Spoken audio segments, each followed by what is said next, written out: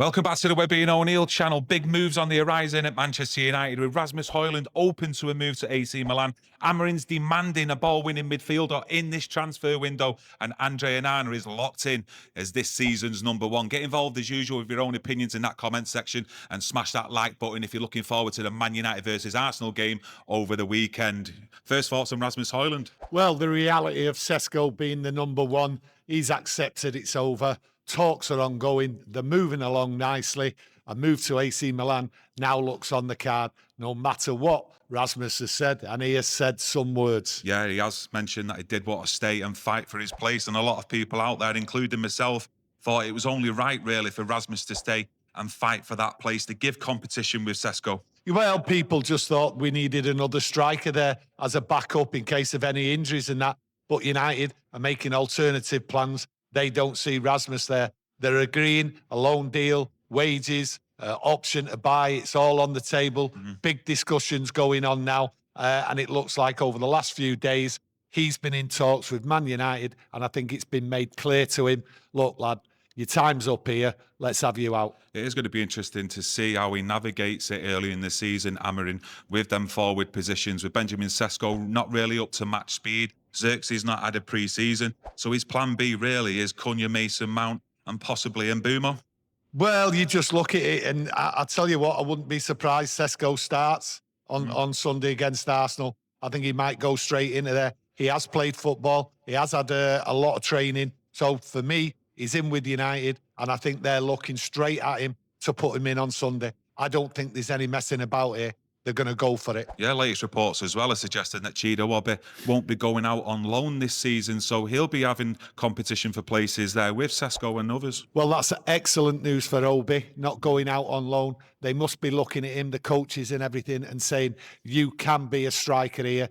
We'll put you into the squad and you will get opportunities. So for me, it looks like there's the backup striker. And fair play to Obi. He's done well. It's been tough time and it's going to be tough going forward. So a few opportunities and let's see how it develops. Some other great news as well. Dominic Calvert-Lewin, he's out the equation at Manchester United with him making a move to Leeds. But Amorim is pushing behind the scenes for a ball-winning midfielder in this transfer window. And we're all out there discussing Baleba. Will it be him?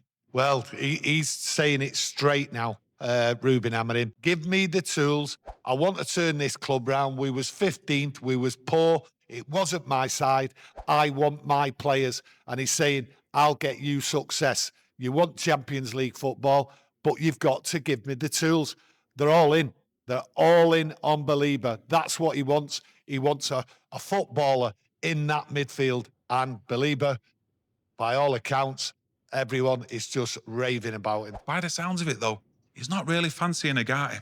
Surely with putting this much pressure behind the scenes in wanting to get that ball-winning midfielder, you know, time might be up after this season with Agati and especially Casemiro. No, I'm not. I think Casemiro times might be up, but we can't get rid of him because of the high wages. We all know that. But I look at it, you need competition in places, and Ugati's there. For me, Ugati's time is definitely not up. I think there's a lot more to come from Ugati. He's got a full pre-season in under him. He didn't have that last year, so there's more to come from him. You want competition. If you want success, that's what Ruben's saying. You're going to give me one player here, and I want another player to fight for that position. Yeah, after that Everton game in pre-season, I felt like a lot of pressure had come on Agati after his performance there, and I can understand in certain ways after watching PSG last season why he wasn't needed there, because he is limited with the ball at his feet. Agati sometimes when pressure is on the Manchester United players having to do 1-2s and first time balls. I think when you look at Ugati, yes, it was a poor game what he had, but every player has a poor game. And sometimes when your touch goes, you try a little bit too hard and everything went wrong for him. But thank God it was in a pre-season. I expect him to come on as a player, and I think he will be pivotal in United's midfield because there was times there last year I gave him man of the match. So he's a decent player. He just needs to have a little bit more confidence. And at the end of the day, when you look round at this football team, it's changing, and that's what you want. And I think he will change as well and become a better player. Yeah, no issues at all with Agati, especially when we're not in possession as well. The way he does get around the pitch, he does cover a lot of ground in winning that ball back, but you just want to see him sometimes to give it a little bit more simple, a little bit quicker on the ball. And like I say, the way PSG played last season with the likes of João Neves, Vitinha in midfield, it's up to him, the coaching staff as well, to get the best out of him. But we have seen him leave before under Ruben Amorim at Sporting Lisbon. So a lot of work to do there with Agati this season, especially if Baleba or another ball-winning midfielder does come in. Well, the one good thing about everything at United, what you see is all the players have bought in. And when you talk about Baleba, you've got to turn around now and say, the men in suits, they've got to pull the trigger. He wants the tools.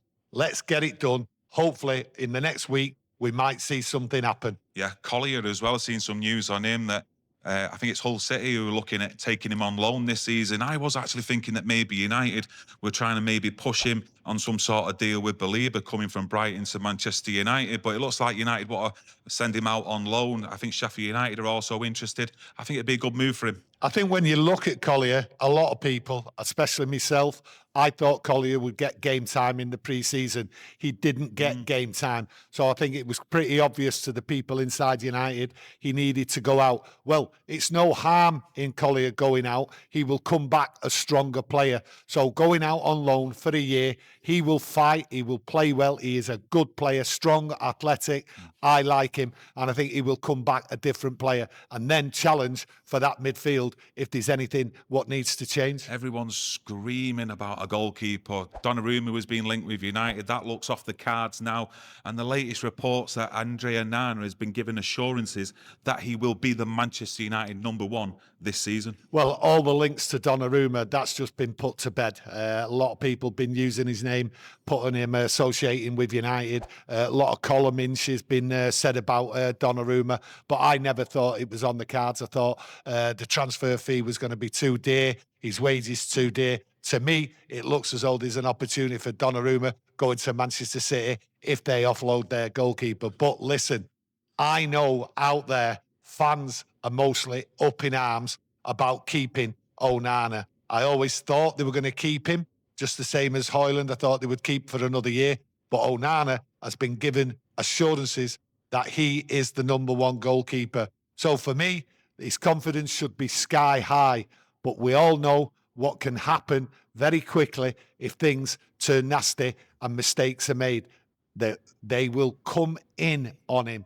But he has been given the assurances, and no matter what people think, he is the #1 goalkeeper. Yeah, there's been a lot of optimism by all reports that inside United with Vitek, who they've sent out on loan this season, that he could actually challenge for the #1 spot come next season. And I think with Andrea Onana, you're looking at the other backup goalkeepers, Bayindir and Heaton. You've got 3 goalkeepers there, and I don't think a lot of fans are all confident about any of them being the #1. Look, the pressure is on Onana, but it's down to him to perform. Manchester United deserve the best goalkeeper in the world. They've always searched. They've always had problems. He's been here 2 years now. This is his 3rd year. He has to perform. There's no ifs, no buts, and we can all talk about goalkeepers, our 2nd goalkeeper, our 3rd goalkeeper, everything else like that. But we're not going to use these goalkeepers in reserve. We have to go out. If Onana fails, and there's a possibility that will happen, we will have to go out and get the #1 goalkeeper. Yeah, Bayindir, Tom Heaton, Andrea Onana. It looks like they're all in competition for that starting spot against Arsenal. Also, depending on Andrea Onana's fitness, even though he has returned to training, who do you expect to start between the sticks? Look, it's as simple as this. Sesko's going to start. That's how I see it. Everyone else out there sees it. And Onana's going to start. He went out on the pre-season tour in America, training out there. He looks fit. I've got to give him that. He does look fit. So he's worked hard. He's back in training at Carrington. And all the sounds, all the signs is that he's going to start against Arsenal. And I'm really waiting to see how he performs, because being given the confidence with all the flack by Ruben Amorim, then I expect a decent performance by him. He has to raise his game. Yeah, you've got to look at the start of last season as well when we played Southampton away. He made a penalty save and it actually got us back into the game and we end up winning it. Away to Crystal Palace as well, made a fantastic double save. And I think it won save of the actual month in that month. And he did start off right, but like a lot of the players, they ended up just dipping. So it's a matter of getting behind all the players here this season. Whoever's here after that transfer window shuts We're just going to have to get behind all the lads every single game, and let's hope we see an upturn in performances, and I'm sure we will do. But let us know what your thoughts and opinions are on that latest news. Let me know if you're looking forward to that Arsenal game on the weekend. We certainly are. Let me know your starting 11s, the full lot, and get it in that comment section, and smash that like button as well to help support the channel, and we'll see you in the next one. Enjoy your day, Reds, and we'll see you soon. Thank you. Thank you.